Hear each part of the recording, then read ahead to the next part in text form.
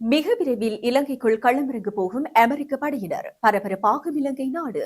இலங்கையின் தலையீடு அச்சுறுத்தலாக அமையுமா? சற்று முன்னர் ஜனாதிபதி வெளியிட்டுள்ள அதிரடி தகவல். இலங்கைக்கு செல்வது மிகவும் ஆபத்து. ஆஸ்திரேலிய உயர்ஸ்தானிகர் ஆணையம் வெளியிட்ட தகவல். மசகு எண்ணெய் விலை கடுமையாக உயரும். ஹத்தார் விடுத்துள்ள பகிரங்க எச்சரிக்கை. அதிகாலையிலேயே வெடித்து சிதறிய ஈரானிய விமான நிலையம். ஸ்டேல் சரமாரி தாக்குதல். ஈரானின் பகிரங்க எச்சரிக்கையால் அதிரும் உலக நாடுகள். அடுத்தடுத்து கொடூரமாக தாக்கப்பட்ட அமெரிக்க தளங்கள். வாகனங்களின் விலைகளில் ஏற்படவுள்ள பாரிய மாற்றம். வெளியான அதிரடி தகவல். வணக்கம், இது யூரோப் தமிழின் மதிய நேர பிரதான செய்திகள். செய்திகளுடன் இணைந்திருக்கும் நான் நோமிகா சாந்தகுமார். இனி தொடர்பான விரிவான செய்திகள்.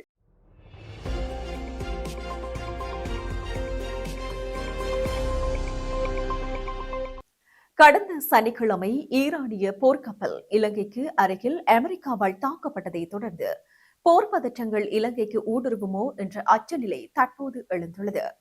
இதற்கமைய உண்மையில் இலங்கை ஈரானோ ஸ்டேலோ அமெரிக்காவோ என எந்த நாட்டிற்கும் சார்ந்தது அல்ல. இருப்பினும் மனிதநேய ரீதியில் ஈரானியர்களை காப்பாற்றியது இலங்கை நாடு. இதனை இலங்கையினுடைய ஜனாதிபதி அனுரகுமார் திசநாயக்க வலியுறுத்தியுள்ளார்.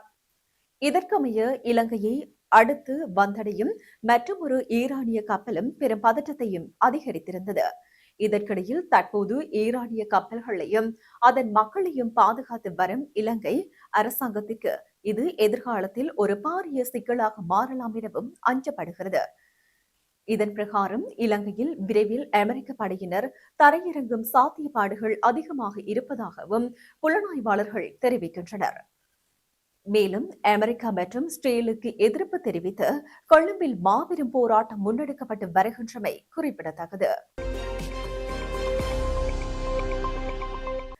ஈரானிய கப்பல் விவகாரத்தில் இலங்கையின் ஈடுபாடு பெரும் அச்சுறுத்தலாக அமையுமா என்பது தொடர்பில் ஸ்ரீலங்கா ஜனாதிபதி அனுரகுமார் திசநாயக்க விளக்கம் அளித்துள்ளார். இதற்கமைய நேற்று முன்தினம் திடீரென இடம்பெற்ற ஜனாதிபதியின் உரையின் போது ஊடகவியலாளர் ஒருவர் ஈரானிய கப்பல் விவகாரத்தில் இலங்கையின் தலையீடு நாட்டின் பாதுகாப்பிற்கு அச்சுறுத்தலாக அமையாதா என கேள்வி எழுப்பியிருந்தார். குறித்த கேள்விக்கு பதில் அளித்த ஸ்ரீலங்கா ஜனாதிபதி அனுர, நாம் சர்வதேச உடன்படிக்கைகளுக்கு உட்பட்டே செயற்படுகின்றோம். இந்த சம்பவங்கள் எமது கடல் எல்லையிலேயே நடத்தப்பட்டதாக சிலர் கூறுகின்றனர்.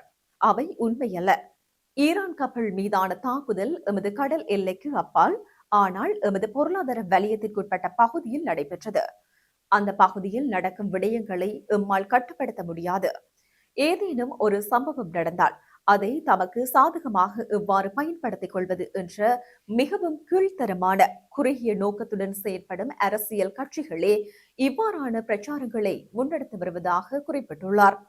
அத்துடன் இந்தியாவுக்கும் பாகிஸ்தானுக்கும் இடையில் மோதல் நிலை உருவான போது அதை பயன்படுத்தி பொய் பிரச்சாரங்கள் செய்யப்பட்டன.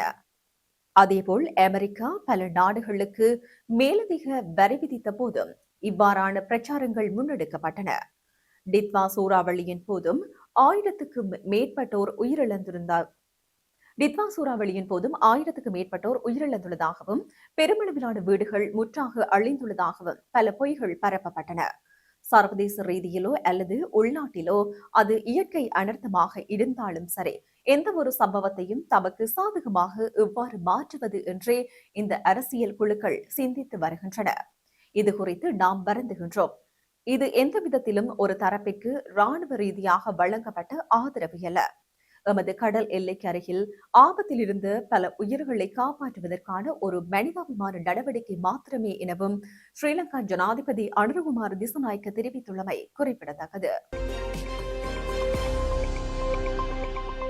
ஆஸ்திரேலியர்களுக்கு இலங்கை ஒரு அதிக அபாயகரமான சுற்றுலா தலமாக வகைப்படுத்தப்பட்டுள்ளதாக வெளியாகும் செய்திகளை கொழும்பில் உள்ள ஆஸ்திரேலிய உயர்ஸ்தானிகர் ஆலயம் முற்றுமுழுதாக நிராகரித்துள்ளதாக தற்போது தகவல் வெளியாகியுள்ளது.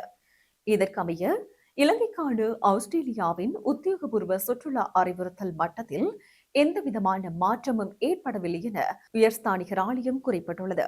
துல்லியமான மற்றும் புதுப்பிக்கப்பட்ட சுற்றுலா ஆலோசனைகளுக்கு உத்தியோகபூர்வமாக ஸ்மார்ட் டிராவலர் இணையதளத்தை மாத்திரம் நம்பியிருக்குமாறு ஆஸ்திரேலிய பிரஜைகளிடம் அந்த அலுவலகம் கோரிக்கை விடுத்துள்ளதாக குறிப்பிடப்பட்டுள்ளது. அத்துடன் சமூக ஊடகங்களில் பரவி வரும் சில செய்திகள் இலங்கைக்கான ஆஸ்திரேலியாவின் சுற்றுலா அறிவுறுத்தல்களில் மாற்றங்கள் ஏற்பட்டுள்ளதாக தவறான தகவல்களை பரப்புவதாக உயர்ஸ்தானிகர் ஆலயம் சுட்டிக்காட்டியுள்ளமை குறிப்பிடத்தக்கது. மேலும் புதிய சுற்றுலா வழிகாட்டுதல்களுக்கு பயணிகள் எப்போதும் ஸ்மார்ட் டிராவலர் இணையதளத்தை பார்க்க வேண்டும் என உயர்ஸ்தானிகர் ஆலயம் மேலும் வலியுறுத்தியுள்ளமை குறிப்பிடத்தக்கது. மத்திய கிழக்கில் நிலவி வரும் போர் பதற்றத்தால் வளைகுடா நாடுகளின் எண்ணெய் மற்றும் எரிவாயு உற்பத்தி இன்னும் சில நாட்களில் முழுமையாக நிறுத்தப்படலாம் என கத்தார் நாட்டின் பலசக்தி அமைச்சர் ஜாத் அல்காபி எச்சரிக்கை விடுத்துள்ளார். இது தொடர்பில் அவர் மேலும் தெரிவிக்கையில், இந்த மோதல் தொடர்ந்தால் உலகம் பொருளாதாரம் பெரும் சரிவை சந்திக்கும்.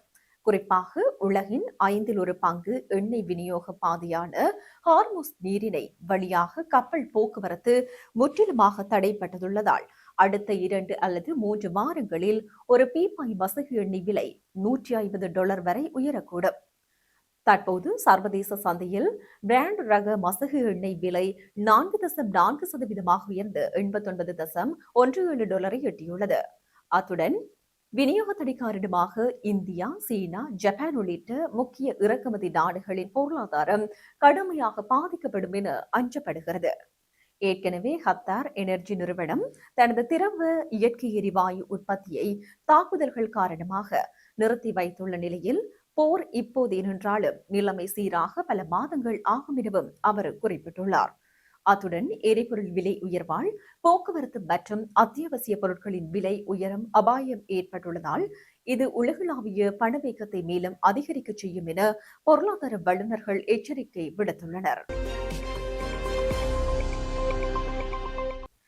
ஈரான் தலைநகர் தெஹ்ரான் மீது சனிக்கிழமை அதிகாலை வான்வெளி தாக்குதல்கள் நடாத்தப்பட்டதாக அந்த நாட்டு அரசு ஊடகங்கள் தகவல் தெரிவித்துள்ளன. சமூக ஊடகங்களில் தற்போது பரவி வரும் மற்றும் செய்தி நிறுவனங்கள் வெளியிட்டுள்ள ஒரு காணொலியில் மெக்ராபாத் சர்வதேச விமான நிலையத்தில் தீப்பற்றியிருப்பதாக அவதானிக்கப்பட்டுள்ளதாக ஒரு தகவல் வெளியாகியுள்ளது. மேலும் இந்த தீ தாக்குதலுக்கு பின்னர் ஏற்பட்டதாக தகவல்கள் தெரிவிக்கின்றன. இதற்கு முன்னதாக இஸ்ரேல் ராணுவம் தெஹ்ரான் மீது புதிய தாக்குதல்களின் அலையொன்றை தொடங்கியுள்ளதாக அறிவித்திருந்தது. இந்த நிலையில் ஈரான் பதிலடி நடவடிக்கையாக டெல் அவிவ் நகரை நோக்கி ஏவுகணை தாக்குதல்கள் நடாத்தியுள்ளதாக ஈரானின் செய்தி நிறுவனம் தகவல் தெரிவித்துள்ளது. தற்போது ஏற்பட்டுள்ள இந்த யுத்த சூழ்நிலை காரணமாக குவைத் நாட்டில் உள்ள அமெரிக்க தூதரகம் தனது செயற்பாடுகளை இடைநிறுத்தியுள்ளதுடன் குவைத் வான் பாதுகாப்பு துறையினரும் அவசர நிலைப்பாட்டில் வைக்கப்பட்டுள்ளனர். இதற்கமைய குவைத்தில் உள்ள அமெரிக்க ராணுவ நிலைகளை இலக்கு வைத்து தாக்குதல் நடத்தியுள்ளதாக வெளிநாட்டு ஊடகம் ஒன்று தகவல் வெளியிட்டுள்ளது. குறித்த தாக்குதல்கள் வரும் மணித்தியாலங்களுக்கு தொடரும் என ஈரான் ராணுவம் அறிவித்துள்ளதாக குறிப்பிடப்பட்டுள்ளது. இதனை ஈரான் அரச ஊடகம் ஒன்றை மேற்கோள் காட்டி வெளிநாட்டு ஊடகம் ஒன்று செய்தி வெளியிட்டுள்ளது. இந்த தாக்குதல் நடவடிக்கைகள் இன்னும் முடிவுக்கு வரவில்லை என்றும் வரும் மணித்தியாலங்களில் இவை தொடர்ச்சியாக முன்னெடுக்கப்படும் எனவும் ஈரான் ராணுவம் திட்டவட்டமாக தெரிவித்துள்ளது. அத்துடன் அமெரிக்க மற்றும் ஆஸ்திரேலிய கூட்டுப்படைகள் ஈரான் மீது மேற்கொண்டு வரும் இந்த ராணுவ நடவடிக்கைகளுக்கு பதிலடியாகவே ஈரான் இந்த தாக்குதலை முன்னெடுத்து வருவதாக தெரிவிக்கப்படுகிறது. புதிய வரி திருத்தங்களினால் வாகன இறக்குமதிக்கான மொத்த சுங்க வரி கட்டமைப்பில் எந்த மாற்றமும் இருக்காது என வாகன இறக்குமதியாளர்கள் சங்கம் தெரிவித்தது. 2026 ஆண்டு ஏப்ரல் மாதம் 1ஆம் தேதி முதல் நடைமுறைக்கு வரும் வகையில் புதிய சுங்க வரி திருத்தங்கள் குறித்து வாகன இறக்குமதியாளர்கள் சங்கம் மக்களுக்கு விளக்கம் அளித்துள்ளது. நிதியமைச்சின் நிதிக் கொள்கை திணைக்கள அதிகாரிகளிடமிருந்து பெறப்பட்ட தகவலின்படி வரி அமைப்பில் பின்வரும் மாற்றங்கள் மேற்கொள்ளப்பட்டுள்ளதாக தெரிவிக்கப்படுகிறது. அதன்படி சுங்க இறக்குமதி மற்றும் தற்போதுள்ள 20% வரி விகிதம் 30% உயர்த்தப்பட உள்ளதுடன் சுங்க வரி மேலதிக கட்டணம் மற்றும் வர்த்தமானி அறிவிப்பின் மூலம் ரத்து செய்யப்பட உள்ளது. இந்த வரி திருத்தங்களின் ஒட்டுமொத்த விளைவாக வாகன இறக்குமதிக்கான மொத்த சுங்க வரி கட்டமைப்பில் எந்த மாற்றமும் இருக்காது என வாகன இறக்குமதியாளர்கள் சங்கம் உறுதியளித்துள்ளது. எனினும் ஏப்ரல் 1ஆம் தேதிக்கு முதல் இறக்குமதி செய்யப்படும் வாகனங்களுக்கு தற்போதுள்ள வரிகளுடன் கூடுதலாக 2.5% சமூக பாதுகாப்பு பங்களிப்பு வரி மாத்திரம் சேர்க்கப்படும். இதுவே வாகன இறக்குமதியாளர்களுக்கு ஏற்படும் ஒரே மேலதிக செலவாகும் என அந்த சங்கம் மேலும் தெரிவித்துள்ளமை குறிப்பிடத்தக்கது. செய்திகளின் நிறைவாக மீண்டும் தலைப்புச் செய்திகள். மிக விரைவில் இலங்கைக்குள் களமிறங்க போகும் அமெரிக்க படையினர், பரபரப்பாகும் இலங்கை நாடு. இலங்கையின் தலையீடு அச்சுறுத்தலாக அமையுமா? சற்று முன்னர் ஜனாதிபதி வெளியிட்டுள்ள அதிரடி தகவல். இலங்கைக்கு செல்வது மிகவும் ஆபத்து, ஆஸ்திரேலிய உயர்ஸ்தானிகர் ஆணையம் வெளியிட்ட தகவல். மசகு எண்ணெய் விலை கடுமையாக உயரும், ஹத்தார் விடுத்துள்ள பகிரங்க எச்சரிக்கை. அதிகாலையிலேயே வெடித்து சிதறிய ஈரானிய விமான நிலையம், ஸ்டேல் சரமாரி தாக்குதல். ஈரானின் பகிரங்க எச்சரிக்கையால் அதிரும் உலக நாடுகள், அடுத்தடுத்து கொடூரமாக தாக்கப்பட்ட அமெரிக்க தளங்கள். வாகனங்களின் விலைகளில் ஏற்படவுள்ள பாரிய மாற்றம், வெளியான அதிரடி தகவல். இத்துடன் ஈரோப் தமிழின் மதிய நேர பிரதான செய்திகள் நிறைவு பெற்றன. வணக்கம்.